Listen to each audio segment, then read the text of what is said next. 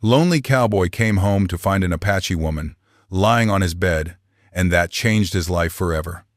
The sun slid down the red cliffs of the Dragoons, turning the land into molten copper. Ronan Beckett had spent 3 months herding cattle along the border, and he'd ridden home, dreaming of silence, of dust settling on the porch, of the smell of pine smoke curling through his chimney again. But when he pushed open the cabin door, silence was not what waited. Ashes still glowed faintly in the hearth. A tin cup lay overturned beside a half-burned log. On his bed lay a woman, dark-haired and fevered, her foot wrapped in ragged cloth, skin shimmering with sweat. Ronan's hand went to his gun. For a heartbeat, he saw not her face, but the firelit chaos of old battles. Apache screams in the smoke. Then she stirred, whispering something broken and low. The sound of water on stone. He lowered the gun. Whatever she wasn't his enemy. Evening thickened across the foothills, turning the air dry and metallic. The last light clung to the cliffs of Fort Bowie like fading embers, while winds swept through the mesquite and carried the distant scent of rain that would never come. Ronan Beckett stood in the doorway, boots sinking into dust. His land stretched wide and lonely, a scatter of yucca, dry creek beds, and a weather-beaten cabin clinging to the edge of nowhere. He had once called it a refuge. After the war, after Fort Bowie and the blood-soaked ridges beyond, the place had seemed empty enough to swallow his ghosts. But now there was another heartbeat inside those walls. He stepped closer, the old floorboards creaking. The woman didn't move. Her breath rasped faintly, lips cracked. Strands of black hair stuck to her cheeks. The flicker of the lantern caught the beads at her throat, small polished stones strung with copper wire, glinting like fireflies in the dim. He crouched beside her and noticed the faint carving on her wrist, 2 crossed lines inside a circle. He'd seen that mark before. It belonged to the healers of an Apache band that no longer existed. Ronan frowned, memory pressing in flashes of a burning village, a boy coughing in smoke, a woman running with a bundle in her arms. He blinked the image away and touched her forehead. Fever, deep and rising. Outside, coyotes called to one another across the rocks. He filled a tin cup with the last of his water, lifted her head gently, and let a few drops touch her lips. She swallowed with effort, eyes fluttering open just long enough for him to glimpse their color, dark as wet earth after rain. Then they closed again, as if even looking at him cost her strength. He set the cup down, lit the stove, and began to boil what little broth he had left: beans, jerky, a handful of dried corn. The cabin filled with the scent of salt and smoke. For the first time in months, there was sound here beyond wind and solitude.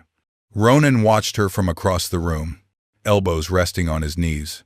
He had no reason to help her. The army still called her kind enemies, and the town of Silverton would hang a man for harboring one.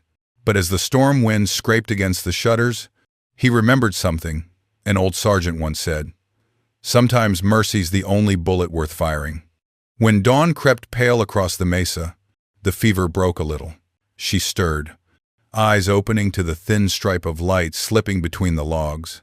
For a moment she stared at him, uncertain, ready to flee. Then she saw the bowl of soup beside her bed, steam rising softly. Ronan said nothing. He only nodded toward it and turned away, pretending to check the fire. He didn't notice the way her gaze lingered, curious, wary, but no longer afraid.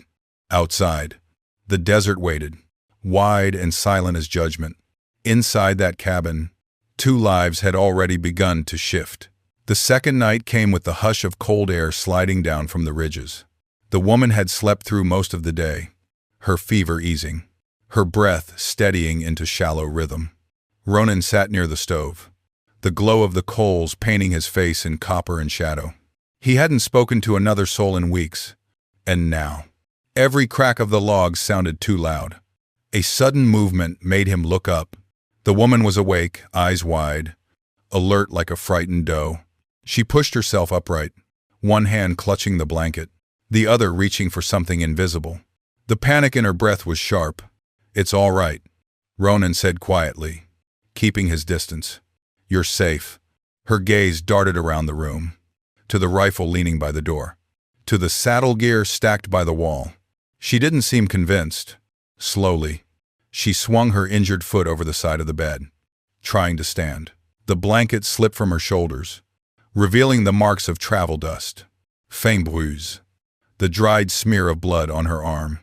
"Don't," he murmured, rising. "You'll tear the wound." She froze as he took a step closer. The old instinct fear, mixed with defiance, flared in her eyes. "You are soldier?" she asked, the words broken but clear. Ronan stopped. The question hit like a stone. For a moment, he couldn't speak. He said finally. "A long time ago." Her expression shifted something between suspicion and sorrow. "Soldiers burn," she whispered. Her accent bent the words, soft but cutting. He wanted to say, "Not all," but even he didn't believe it. So he only nodded once. What quiet acceptance. She watched him a long while, as if weighing the truth in his stillness. Then, slowly, she sat back down. Ronan moved to the table and poured a bit of broth into a tin bowl. "Eat," he said, setting it beside her. The smell of salt and beans filled the air. She hesitated, studying him, then dipped her fingers and brought a taste to her lips. A faint relief flickered across her face, something human, fragile. He stayed by the stove, giving her space. The fire crackled between them like a wary truce. After a while, she pointed toward the door and said a word he didn't know, something short and melodic. She repeated it, tapping her chest lightly. "Awana." He frowned, trying to shape it with his tongue. "Awa. Nah." Her lips curved. Not quite a smile, but close. "Means flower," she said, touching her heart. "By the water." Ronan nodded. "Ronan," he said in return. "Just a man with bad luck." She tilted her head, not understanding all the words but sensing his tone. The fire popped again, and for the first time since he'd found her, the tension eased. Later, as the wind picked up outside, he mended a torn saddle strap while she traced lines on the wooden wall with her finger symbols he couldn't read. Now and then she glanced at him, wary but less distant. In the silence between them, something unspoken began to form, small as a spark in dry grass. When he finally blew out the lamp, Awana murmured one last thing in her language, eyes half closed. Ronan didn't understand it, but the sound lingered in the dark, soft and haunting. He lay awake long after, staring at the roof beams. Somewhere outside, the coyotes sang to the night, and for the first time in years, he wasn't sure if he wanted the silence back. Days slid into one another, slow as sand drifting through an hourglass. The desert was a cruel place to heal, but somehow, Awana grew stronger. Each morning, sunlight poured through the gaps in the cabin's walls, painting lines of gold across the floorboards and her dark hair. She would sit near the doorway, watching the horizon, while Ronan fixed fences or fetched water from the half-dried creek. They spoke little at first, only gestures, nods, and fragments of words. Yet a strange rhythm began to take shape. When he pointed to the coffee pot, she would answer with the Apache word for it. When she named the sky, he'd repeat it until she laughed quietly, shaking her head at his clumsy accent. In the evenings, he taught her the English names of things: fire, horse, home. One afternoon, Ronan caught her humming softly while grinding dried herbs in a tin bowl. The tune was low and circular, winding through the air like smoke. He asked what it meant, and she searched for the words, finally saying, "Song for life, for staying." Then, with a faint smile, she added, "You listen bad." Ronan chuckled, the sound rusty with disuse. Probably true. He began to see the small things that made her different from the stories he'd once heard, the way she moved through silence like water, the way her eyes searched every shadow, not out of fear, but out of memory. Sometimes she stared toward the ridges at dusk, where the sun bled into the stone, and her face would tighten as if hearing voices only she could remember. That evening, while trimming a piece of cedar. He carved something small, a bird with wings half spread. The work was rough, uneven, but it steadied his hands. When he offered it to her, she turned it over in her palm, tracing each feather with a fingertip. "Tisseya," she whispered, "free bird." Then she lifted her gaze to him, the first true smile lighting her face. They began to share their food more easily after that. She showed him how to steep wild sage for the cough that still haunted his lungs. He taught her how to mend the saddle strap with strips of rawhide. A quiet companionship settled between them, gentle but unspoken. Yet the outside world crept closer with each trip he made into Silverton for supplies. In the saloon, men talked about bounties again, rumors of an Apache woman who'd escaped a cavalry patrol, a medicine girl with beads around her neck. Caleb Boone, the loudest of them, swore he'd find her and collect what's owed. The sheriff, Silas Dunn, didn't join in, but his silence was warning enough. That night, back at the cabin, Ronan sat by the hearth long after Awana slept. The bird carving lay in his palm, warm from the fire. He knew what would happen if they came. The law wouldn't care that she was half-starved when he found her, or that she could heal instead of harm. All they'd see was an Apache woman alive when she shouldn't be. The next morning, he moved her to the small shed behind the barn, a narrow space lined with hay and old tools. "Only until it's safe," he said. She didn't understand all the words, but she saw the worry in his face. Her eyes softened. "You protect," she murmured, touching his sleeve. "But you can't fight sky and wind." He wanted to argue, to tell her he would, but her calmness silenced him. That evening, they shared one last meal inside before she went to the shed. Awana reached into the pouch at her side and pulled out the string of beads she always wore. She unlooped one small stone, pale green, worn smooth, and placed it in his hand. "Keep," she said, "for when sand forgets us." Ronan turned it over in the firelight, feeling its warmth despite its size. "I'll keep it," he said. Though he didn't know why, his voice trembled. Outside, wind scraped against the shutters, carrying the smell of rain that would never fall. In the distance, a lone coyote howled, and Awana tilted her head, listening as if the sound were a familiar friend. Ronan watched her walk to the shed, her steps steady despite the darkness. When the door closed, the night swallowed her shape, leaving only the thin thread of her song, drifting through the cold air, soft, defiant, alive. For the first time since the war, Ronan Beckett realized how much he feared losing someone again. 3 nights later, the sound of horses broke the stillness. Ronan woke before dawn, the chill in the air sharper than usual. Out beyond the barn, moonlight struck on metal rifle barrels. Catching pale light, his pulse quickened.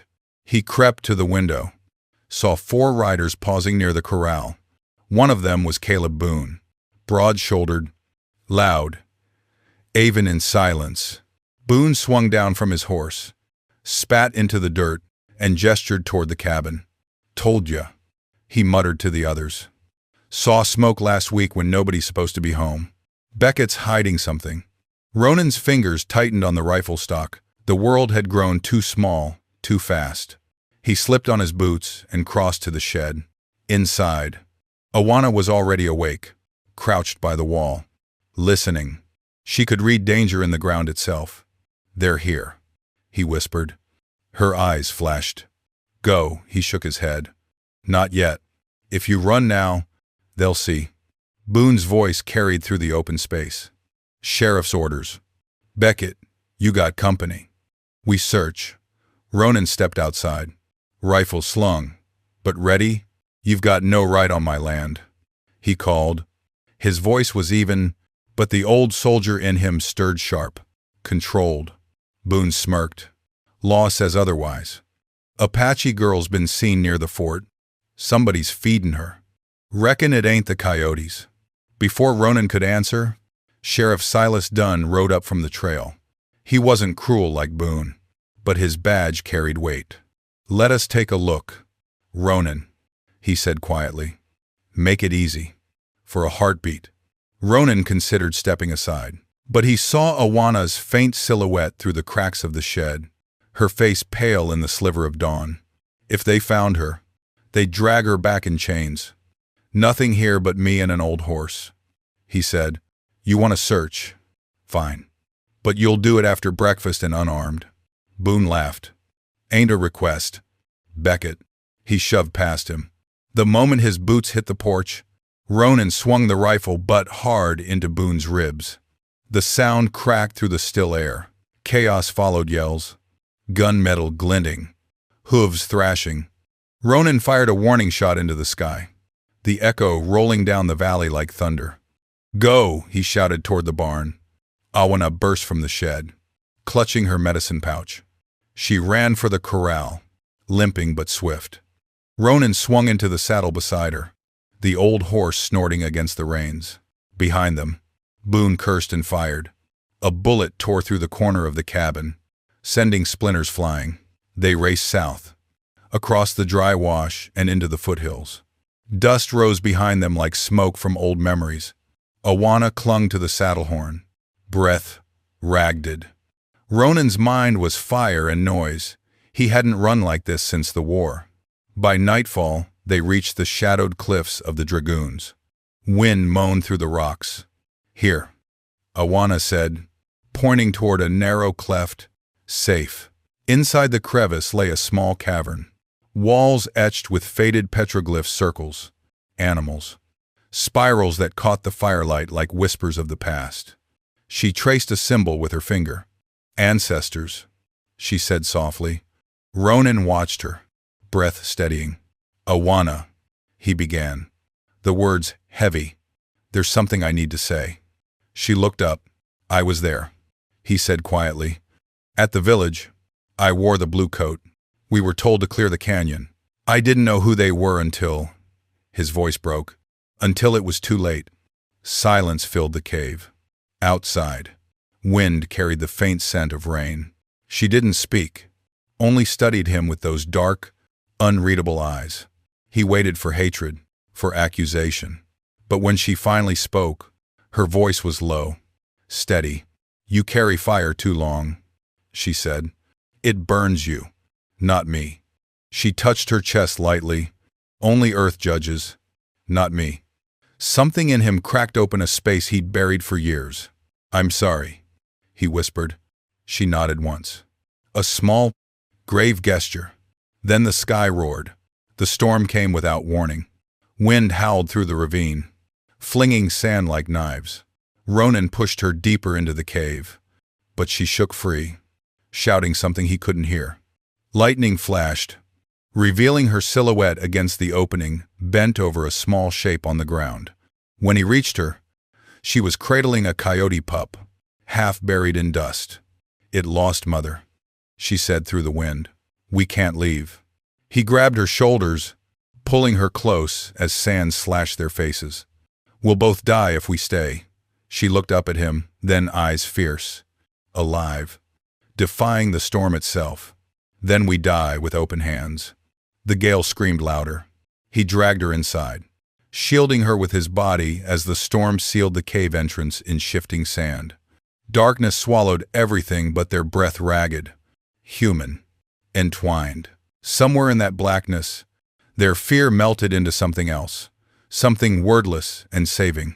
He felt her hand find his. Trembling, warm, they held on, not as enemies, not as strangers, but as two souls refusing to be erased. When dawn came, the desert lay hushed beneath a skin of gold dust. The storm had passed. Awana slept beside the coyote pup, her fingers curled protectively around it.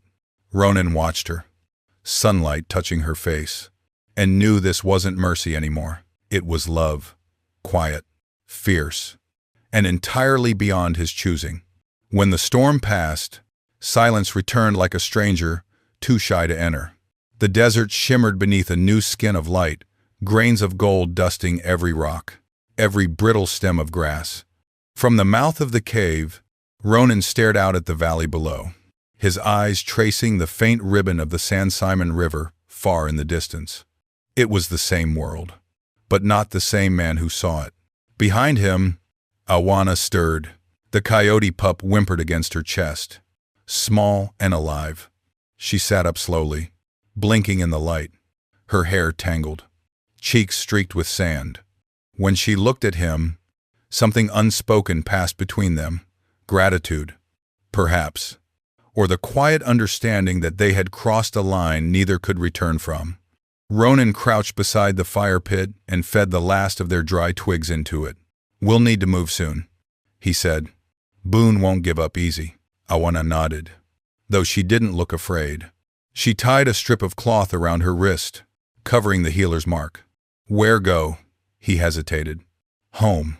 The word sounded heavier than it used to. They rode back slowly, the pup tucked inside his coat, its small head poking out at the wind. The land had changed with the storm mesquite stripped bare. Gullies carved deeper. When they reached the cabin, half the roof was gone. A corner burned from the gunfire. Smoke-black scars marked the doorway like old wounds reopened. Awana touched the splintered frame. "Your home hurt," she said softly. "So am I," he murmured, setting down the saddlebag. That night, they worked side by side to mend what they could. She gathered fallen boards. He hammered nails with the patience of penance. When the stars came out, she sat by the fire, singing again, in her language, a low, circling melody that filled the hollow spaces of the cabin. Ronan listened. The words meant nothing, but the feeling was clear. It was a song of healing, of dust becoming rain, of people gone, yet not forgotten. When she finished, he spoke quietly. "If they come again, I'll take you north. There's country up by the Mogollon Rim, where the law don't reach." She glanced at him over the firelight. "You run from past," she said, not accusing, only stating a truth. He looked into the flames. A man runs from a thing long enough, it starts following him slower, just to watch how far he'll go. She tilted her head. "You tired of running?" "Yes," he admitted, "but I don't know how to stop." Awana rose and came around the fire, the coyote pup padding behind her. She placed her hand on his shoulder, gentle as rain. "Then stop here." He met her gaze.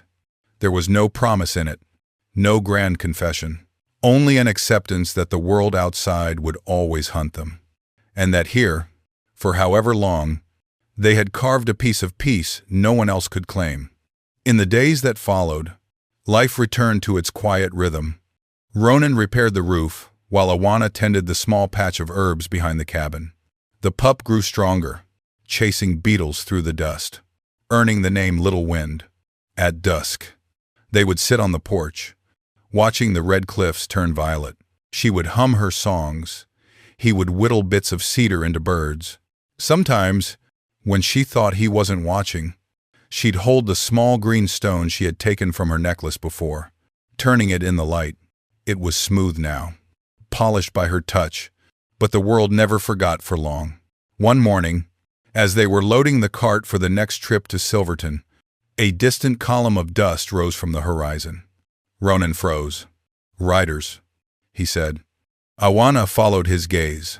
Her face didn't change. Only her breath did slow. Steady. Boone. Maybe.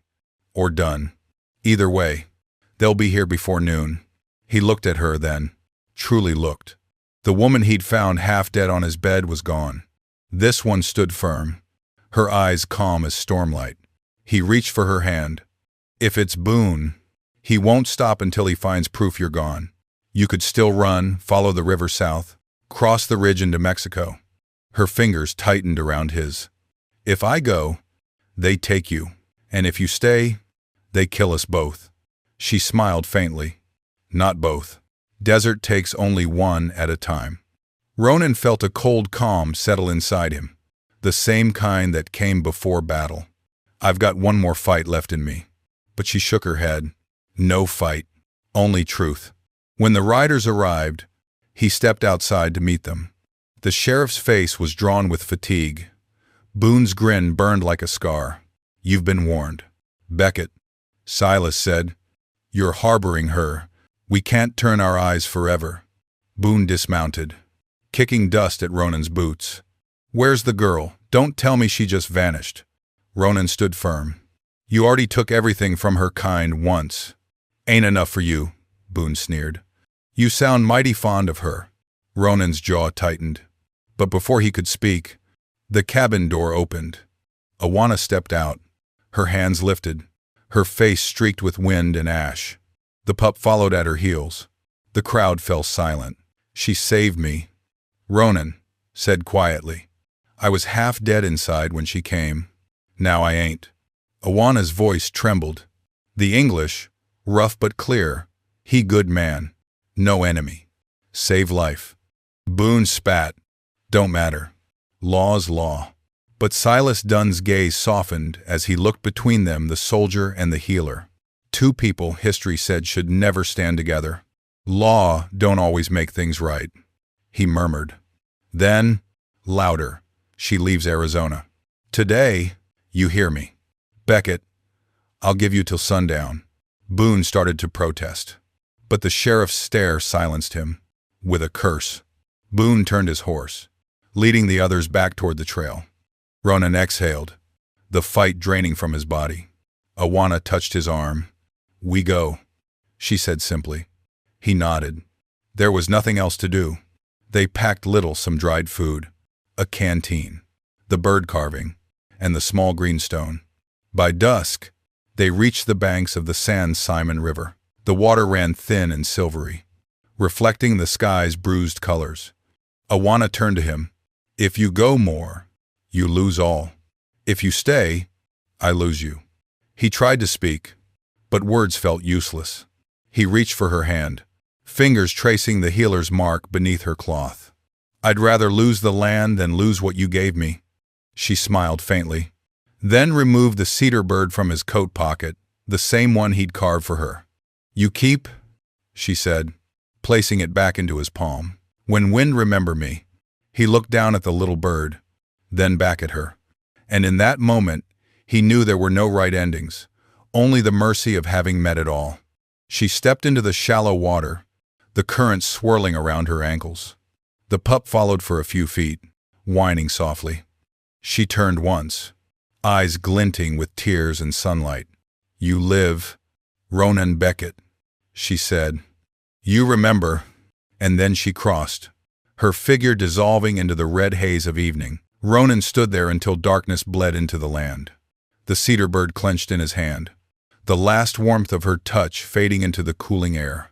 When he finally turned back toward the cabin, the desert wind rose again soft, mournful, carrying the faint echo of her song through the canyons. Years passed, the way seasons do when a man lives alone, slow enough to count the cracks in the walls, fast enough to lose count of the moons. The cabin at the foot of the Dragoons still stood, patched and weathered, its chimney breathing smoke on cold mornings. Inside, Ronan Beckett had grown gray around the temples, his hands rougher, his back bent from years of work that never truly ended. But the silence had changed. It no longer felt empty. It carried echoes, soft songs drifting through memory, laughter that belonged to no one else, and the occasional bark of little wind, now gray-muzzled and lazy, sleeping by the hearth. Some nights, when the desert wind howled through the mesquite, Ronan would sit on the porch, the carved cedar bird resting in his palm. The wood had darkened with age, polished by the oils of his touch. Its wings were still half open, caught forever between flight and rest. He would close his eyes and hear her voice again the way she had said his name for the first time. Careful, unsure, as if testing whether it belonged in her mouth. Ronan. He had never heard it sound gentler. In Silverton, people still spoke of that day, years ago, when the soldier had stood up for an Apache woman in front of the sheriff. Some said she was taken north by traders. Others swore she crossed into Mexico. A few believed she was killed by bandits near the river. Ronan never corrected any of them. He simply went on mending fences, raising horse, and waiting for a voice in the wind that might one day call back. The world moved on. Fort Bowie closed its gates. Soldiers left. The wars faded into dust and legend. But out on his small patch of land, the past lived quietly, woven into the rhythm of his days. Every morning, He walked to the ridge above his property, where a small pile of stones marked the place they'd once watched the sunrise together. He would stand there, hat in hand, whisper a greeting to no one, and leave behind a wildflower or two whenever the rains were kind enough to grow them. Sometimes, at dusk, he thought he saw her. A shimmer of movement among the rocks, a figure with dark hair, the outline of beads catching the dying light. But when he blinked, it was only the wind moving through the sage.